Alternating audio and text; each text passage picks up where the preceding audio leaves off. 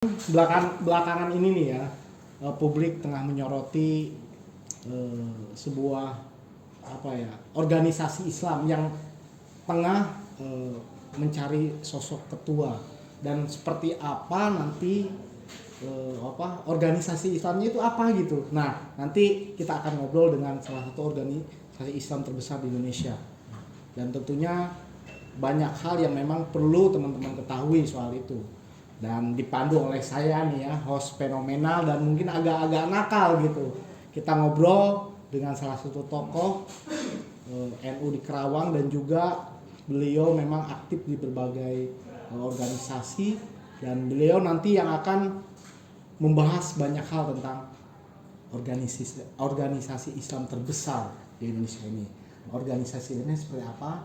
Langsung aja kita ngobrol dengan Kang Emai. Oke. Siap. Terima kasih. Selamat ya. Ya, PWI Karawang TV, kita kedatangan sosok pengurus, juga mungkin tokoh di Kerawang. Tentunya beliau sudah dikenal sebagai tokoh Nahdien. Ya, itulah organisasi Islam yang akan kita bahas itu, Nahdlatul Ulama, tentunya NU. Nah, bagaimana nih Kang Emai NU itu sendiri, khususnya mungkin di Indonesia, dan posisinya di Kerawang seperti apa nih, agar PWI lovers ini biar tahu sebenarnya NU di Kerawang itu seperti apa sih gitu. Ya.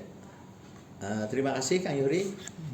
Salam untuk teman-teman PWI dan seluruh pemerhati Nahdlatul Ulama dan seluruh keluarga besar umat Islam dan seluruh warga bangsa tentunya. Betul. Setiap organisasi mesti punya latar belakang kenapa berdiri. Betul. PWI punya latar belakang, Muhammadiyah punya latar belakang, tentu Nahdlatul Ulama punya latar belakang. Latar belakang berdirinya Nahdlatul Ulama itu dipengaruhi oleh dua hal. Okay. Yang pertama oleh transisi demokrasi sistem pemerintahan di Turki. Okay. Itu yang pertama. Jadi memang karena Indonesia harus menyongsong perubahan dunia pada saat itu. Jadi dari model pemerintahan monarkisme menjadi model pemerintahan civil society atau demokrasi. Nah, Indonesia sebagai bagian integral dari wajah dunia, maka harus merespon ini secara luas. Dan kebetulan panding pada kita, Pak Karno, dan lain sebagainya, Bung Tomo, saya kira adalah orang-orang yang memiliki kecerdasan yang bisa dibuktikan bahwa ajas pembukaan Undang-Undang Dasar kita yang mengakui tentang kedaulatan kemanusiaan, hak asasi, itu mendahului daripada piagam Declaration of Human Rights tahun 1948, sementara kita sudah menangkan tahun 1945. Itu artinya bahwa ayah-ayah kita, pendiri bangsa ini memang orang-orang yang telah memiliki kecerdasan yang lebih. Indonesia sebagai bangsa yang besar sudah patut untuk ikut berbicara tentang dunia. Itu yang pertama. NU lahir di latar belakangi oleh itu. Yang kedua, sebagai organisasi keagamaan tentu ada wujud, ada wajah, ada harokah, ada yang bahasa sederhananya ada mazhab berpikir. Ada jalan untuk berpikir. Kenapa bertindak seperti itu?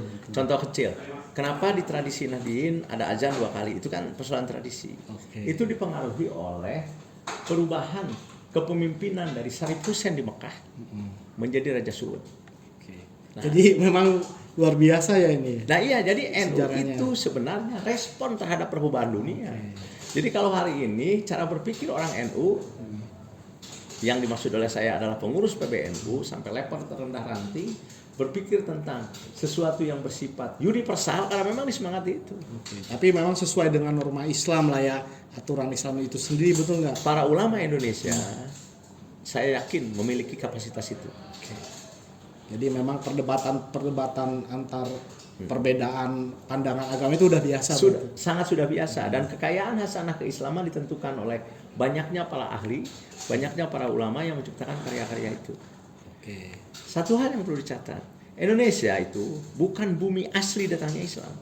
Karena bumi asli datangnya Islam adalah Makkah, kemudian dihijrahkan di Madinah. Tapi Indonesia mampu menciptakan para tokoh-tokoh ulama, ahli-ahli Islam yang mampu mewarnai hasanah keilmuan keislaman. Ini kan sesuatu yang luar biasa. Betul.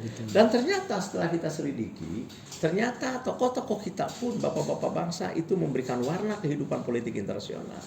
Maka lahirnya NU atas dua kepentingan itu. Respon politik internasional, respon perkembangan Islam ahli sunnah secara internasional. Itu sebetulnya semangatnya. Nah, jadi orang NU pasti akan berpikir seperti ini. Membela kemanusiaan itu adalah hak asasi dari sebuah perjuangan. Karena NU memang meletakkan ajas perjuangannya di tempat itu.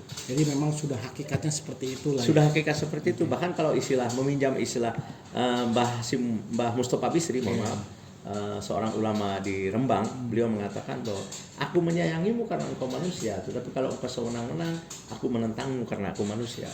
Jadi memang NU harus bicara tentang kemanusiaan. Oke, jadi memanusiakan manusia. Prinsip dasarnya itu. Dan saya kira ini milenialis.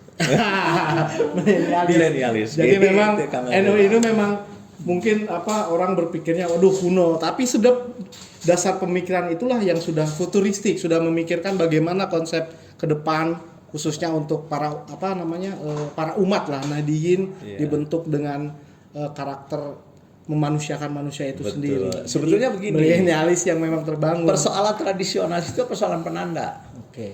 Benar nggak? Nah, orang sekarang menganggap dirinya modernitas apabila berpakaian lepis atau berpakaian seperti ini. Ya. Padahal Bukan itu persoalan mahal, perspektif padahal ya, perspektif aja. Pakai sarung pun harganya bisa lebih Ya mahal. belum tentu kayak orang gitu. pakai sarung itu enggak kuno. Karena Kuno. kita kan ya itu perspektif lah ya, Perspektif, pandangan biarkan.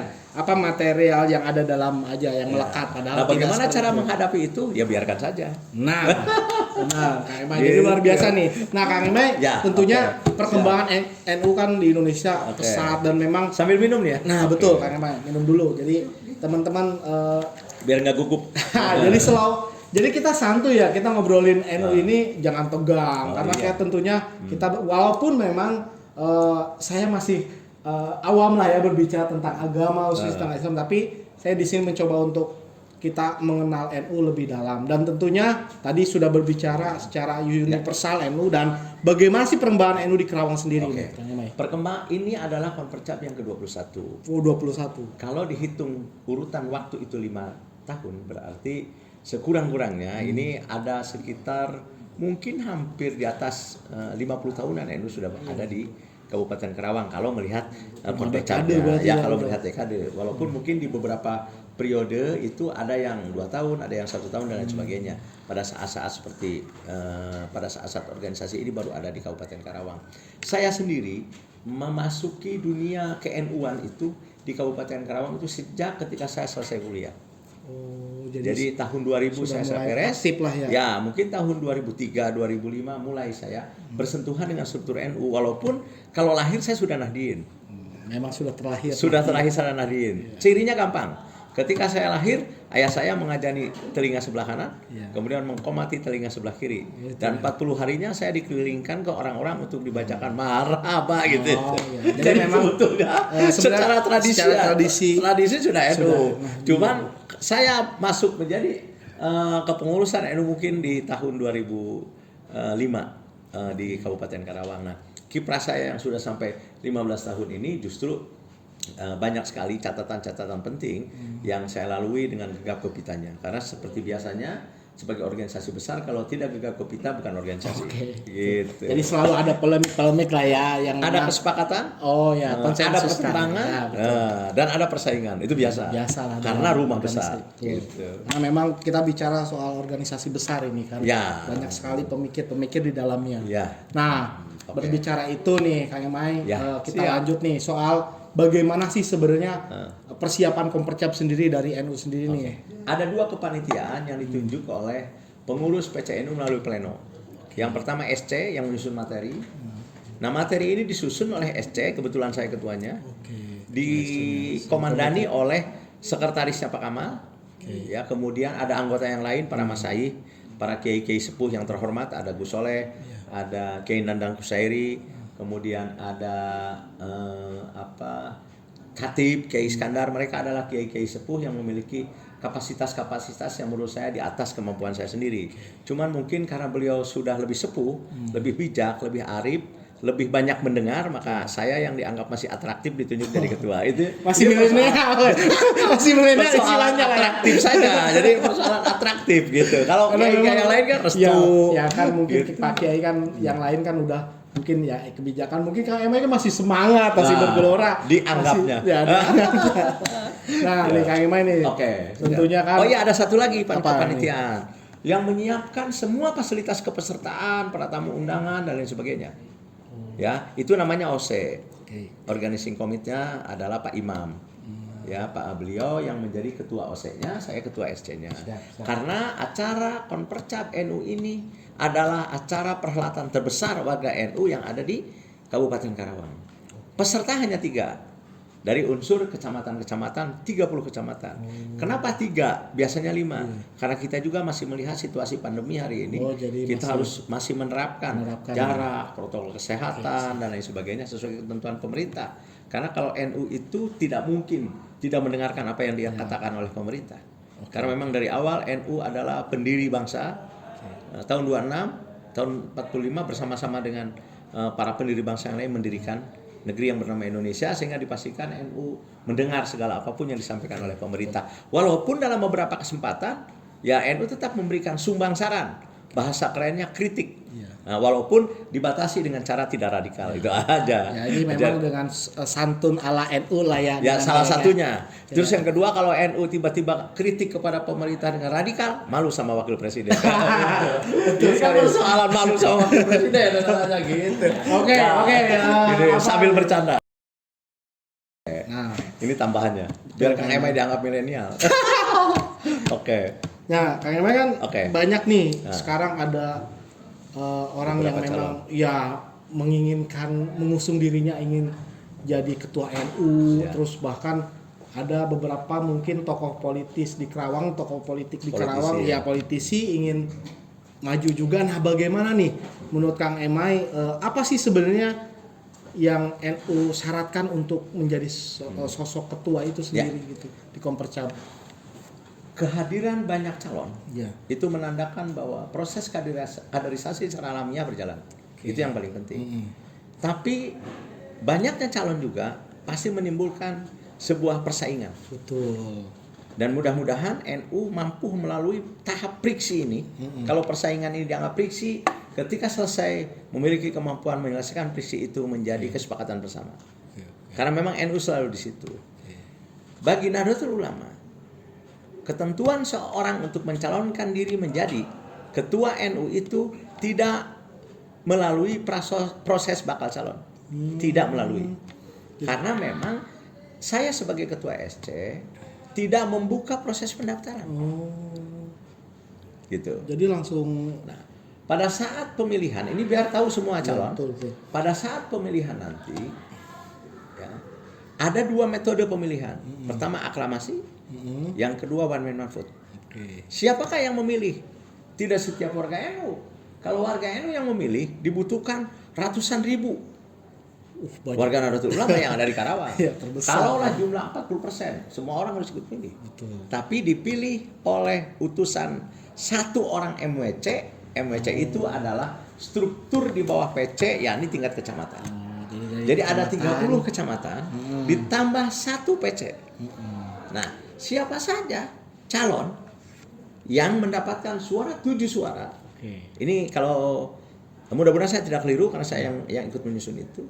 Maka dengan 7 suara itu seseorang berhak untuk maju sebagai calon.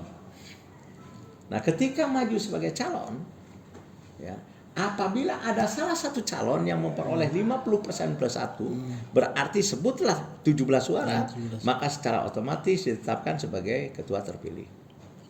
Itu apabila proses aklamasi tidak terlalui. Tapi semua muktamirin, semua peserta lebih menghendaki dengan proses one man one vote. Jadi sekali lagi MWC dan 1 orang.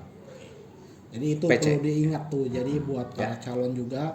Jadi memang NU ini langsung tidak istilah bakal calon dan tentunya dipilih one man one vote itu dan memang aklamasi itu ya. Kalaupun memang hanya aklamasi itu terjadi lah ya. Nah, bagaimana nih kan mungkin kan ada beberapa calon dari partai yang ingin jadi. Nah, itu apakah ada syarat-syarat khusus nih bagi mereka yang memang melekat menjadi anggota partai dan ingin menjadi ketua NU? Nah, tidak ada syarat khusus. dan tidak ada juga syarat untuk menjegal. Ya, tidak ada. Tapi ada konsekuensi. Oh, konsekuensinya ada Nah, itu. ternyata. Ini jadi kan, jadi artinya bagi seseorang yang mau, bukan yang mau, bagi seseorang yang dicalonkan oleh 7 peserta muktamar ini, ia pengurus partai, maka ia harus menyatakan mengundurkan diri dengan dibuktikan surat pengunduran diri itu oleh ketua partai setingkat jabatannya. Jadi harus ketua. jadi memang harus benar-benar resmi lah ya, jadi surat resmi untuk mengundurkan diri, dan karena memang keinginan untuk menjadi ketua itulah ya. Jadi memang syarat konsekuensi dari NU itu seperti itu lah. Mengapa kemudian hal ini terjadi? Itu karena NU menyadari bahwa rumah besar ini tidak hanya milik salah satu partai politik.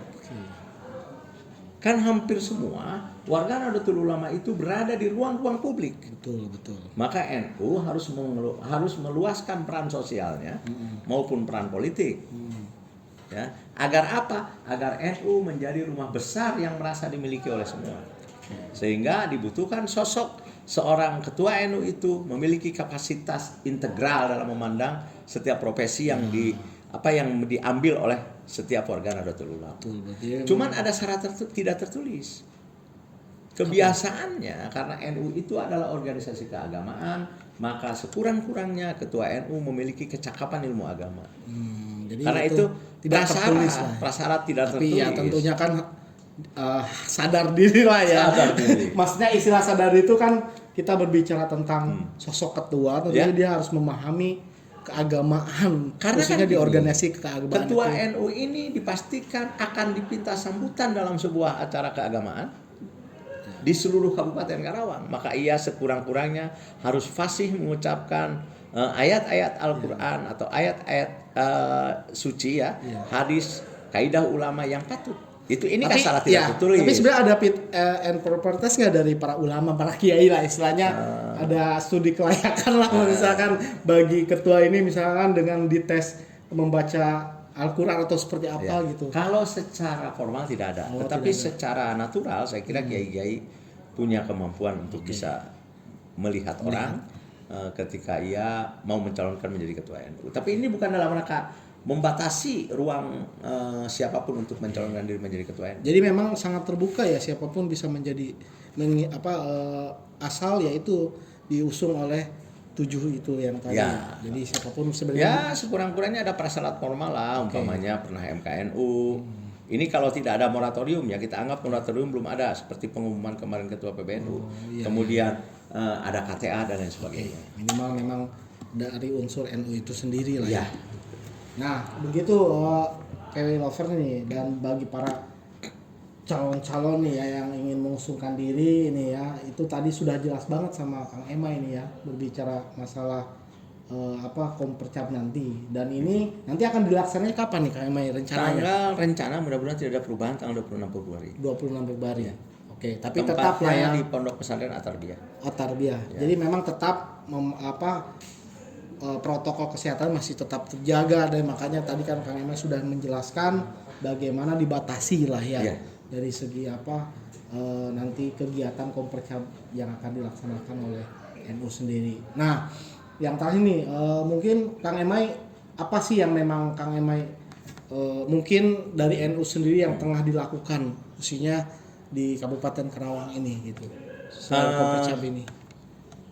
Ini sebuah pandangan. Pandangan itu artinya bisa secara ideal disepakati oleh bersama, tetapi secara teknis bisa dilakukan dengan cara berbeda-beda. Karena kan setiap kecamatan memiliki bentuk dan ciri identitas setiap masing-masing. Yang jelas bagi NU konsentrasinya sekarang ini adalah terus-menerus secara khidmat menjaga negara Indonesia, karena ini adalah konsensus kita bersama. Kedua, berjuang terus bersama-sama dengan umat-umat yang lain dan komponen-komponen yang lain, karena kebetulan kita punya Muhammadiyah versis, ada Al-Irsyad, ada kemudian teman-teman non-muslim juga, ya Hindu, Buddha dan lain sebagainya, itu bersama-sama melawan kemiskinan, kebodohan, karena itu yang memang menjadi konsentrasi NU sebagai institusi besar civil society. Jadi memang masih disitulah yang memang NU fokuskan lah ya, Iya. untuk masih terus berjalan tentunya. Betul. Jadi PW Lovers nih ya, ngomongin NU sebenarnya masih banyak hal nih ya.